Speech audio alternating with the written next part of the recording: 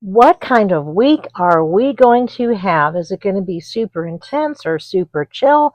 Well, let's find out.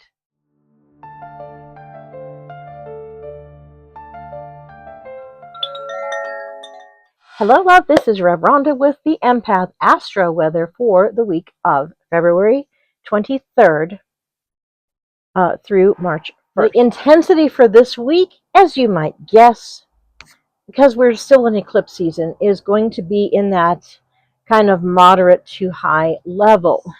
So we are at this really interesting time.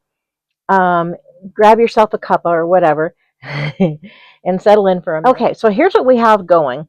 We are still riding the wave of last week with the eclipse, the fire horse year starting, the new moon in Aquarius, turning to Pisces the next day, and of course, just all of that energy with the annular solar eclipse kind of making the energy kind of janky.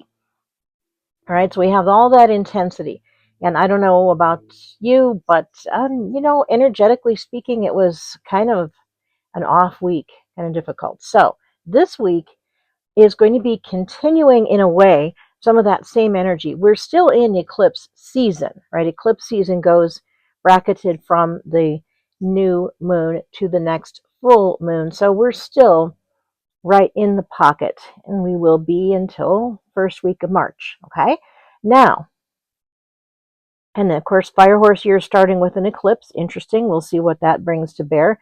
Now we have Mercury is going to go retrograde this week. Okay, so on the 23rd, on Monday, we're going to have a long moon void, of course, and that's going to take up the evening. So what you might expect is, if your day you're kind of cranking along really well and then the brakes come on, you just go, okay, moon void, of course. Knowing this ahead of time that we have a long one, it's about, I think, 4 hours long. What that means is just try and plan, if you can, go, okay, I don't want to have to do my most intense intellectual, thinky, detail work right in the middle of that. Can I do that earlier? Can I do that later? Because once we're not in it, our brains will unfog pretty readily. Okay, so we have that. And so that's the 23rd. We have some positive energies in the early week because we have some good conjunctions, so that'll help lighten up the energy. And that's a pretty exciting thing. We like to have, oh yeah, some aspects actually work. We're going to have Venus trine the moon and some things like that. And then on the 25th, hello, Mercury retrograde, and a nice, big, long moon void, of course, for about 6 hours. So that on top of eclipse season, on top of Mercury retrograde, I suspect the whole day might be a little bit off, but especially during the time of that moon void, afternoon to evening in the U.S. reckoning.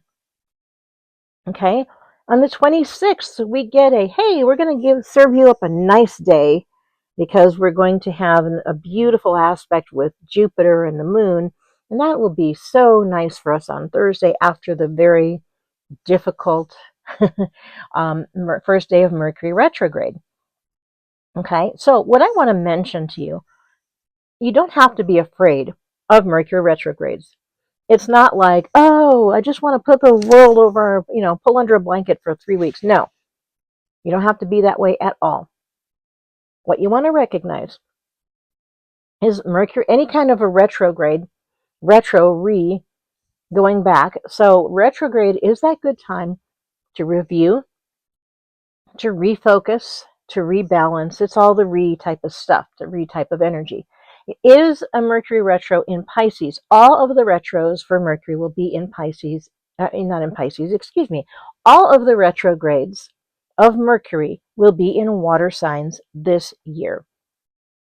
Each one takes its turn. We're in Pisces season, and we're getting, interestingly, the Pisces retrograde in Cancer season, and in Scorpio we will have the same kinds of things. They'll be in the water signs all year.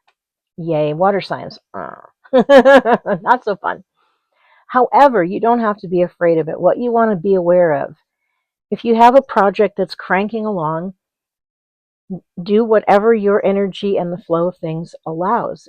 I would not try to start something brand new during a retrograde of Mercury, just because of all the effects on communications and technology, etc.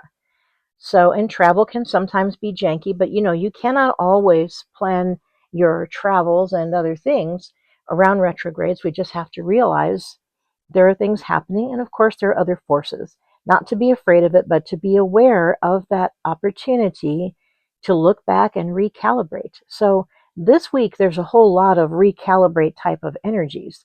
So, you'll be having this sort of a conflict between the momentum of the horse with the freedom and the running and this beautiful, I'm free kind of energy. And then the eclipse season going, whoa, whoa, whoa, not so fast, bub, though, slow yourself down. And then we get your Mercury retrograde, which is going to be like, I'm going to mess up your communications. So what you want to be aware of is try to be extra careful with your communications. Try to make sure that you have clarity. Try not to get upset if something seems off, or maybe it might seem somebody is mad with you or whatever. Well, maybe they're not. Maybe it's just they didn't put an emoji at the end and you think they're mad and they're not. And it's Mercury and things can be a little bit misconstrued. So just when you're aware of it, it really helps you so very much. So although this will be a relatively intense week, it will not be horrible. You can absolutely do it. What you want to do for nervous system regulation this week as a highly sensitive person, you're going to be feeling a lot because the Mercury retrograde in Pisces is going to be all up in your feels, right? So that's going to be a little challenging at times. And, everything else that's going. So be aware that you want to tune into yourself. The biggest practice you can have is there's stuff that's happening out all around us. There's energy from other people. There's energy from the world. There's energy from all of the chaos and craziness that's in the world.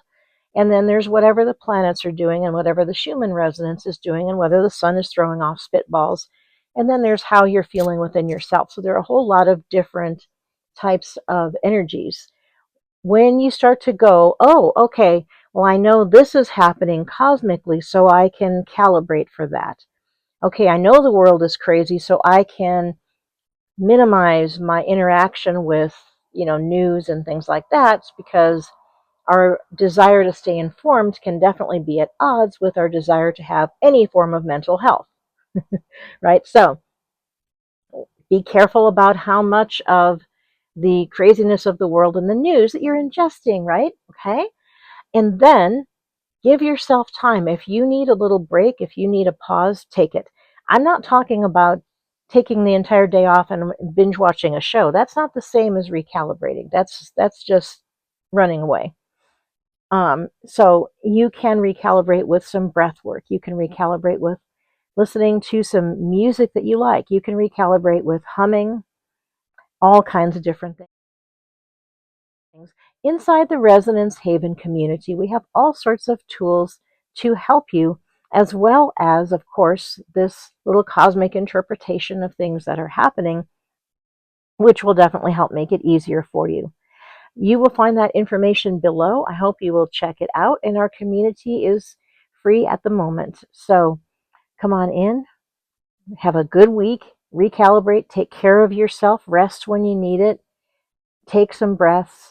Just be aware of the energies, because awareness will help you to understand. You'll often go, oh, that's why I'm feeling that. And once you know that, it helps you cope better.